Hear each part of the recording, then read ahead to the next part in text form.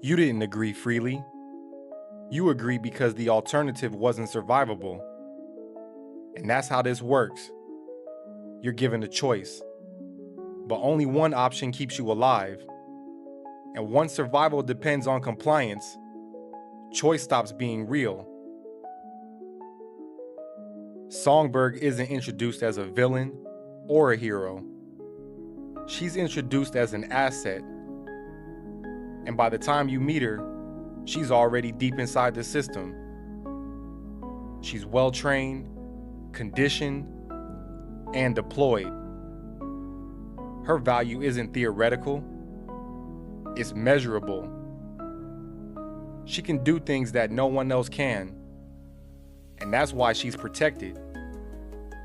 That's why she's kept alive. And that's why people keep saying they're helping her. But the help always comes with terms. And every operation pushes her further past what her body can safely handle. And every mission costs her something that she doesn't give back. And when she starts pushing back, not loudly or rebelliously, but just asking what this will do to her long term, the answers get vague. They don't say no. They say we'll deal with that later. They don't say you're expendable. They say this is necessary. And this is where it starts to feel familiar. Because at some point, you've been in a situation where you were told you had a choice, but only one of those choices was survivable. You could leave, but you lose your insurance. You could say no, but your job would be restructured. You could push back, but suddenly your support disappears. And that's the moment that most people recognize themselves.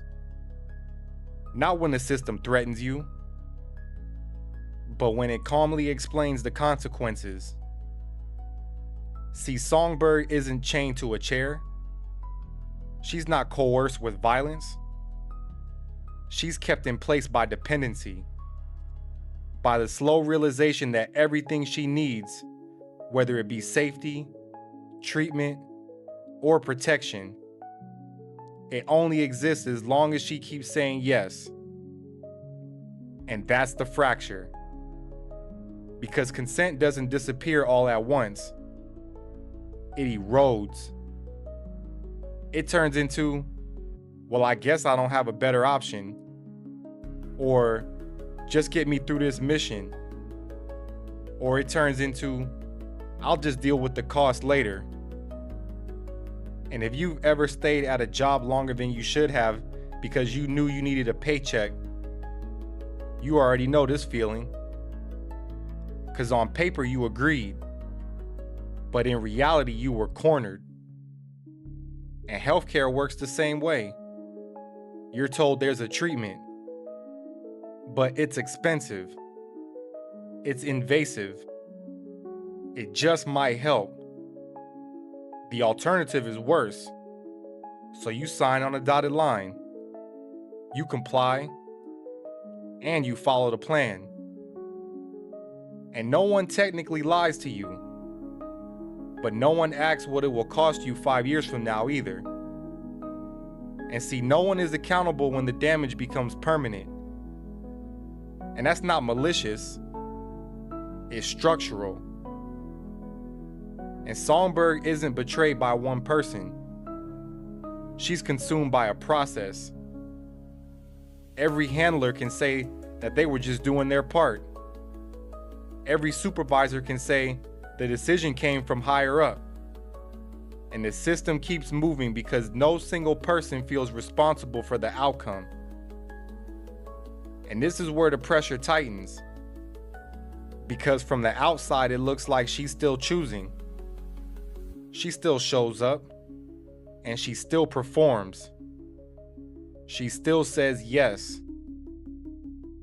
But internally, the choice has already collapsed. And you've been here too, in a relationship where leaving felt like failure, but staying meant shrinking. or in a job where speaking up meant becoming difficult, or in a system where compliance was rewarded and resistance was quietly punished. You didn't stay because you were weak. You stayed because the system made leaving too expensive. Songbird's autonomy isn't taken from her in one dramatic moment. It's traded away in increments, one mission at a time, until there's nothing left to trade. And here's the part that most people miss. The system doesn't need her consent anymore. It already owns her dependency. And that's why the help keeps coming only after she agrees. That's why the protection is conditional. And that's why survival itself becomes leverage. This is not about evil intentions. It's about incentives. Systems don't ask whether something is humane. They just ask whether it works. And as long as Songbird is useful, the system works. Up until it doesn't. And when the cost finally outweighs the benefit, the language changes. The tone shifts. The urgency disappears. What was once essential now becomes unsustainable. And not because she failed, but because the math changed. Because if you've ever watched loyalty expire the moment usefulness did, you already understand this story. And if this made you uncomfortable, that's not an accident.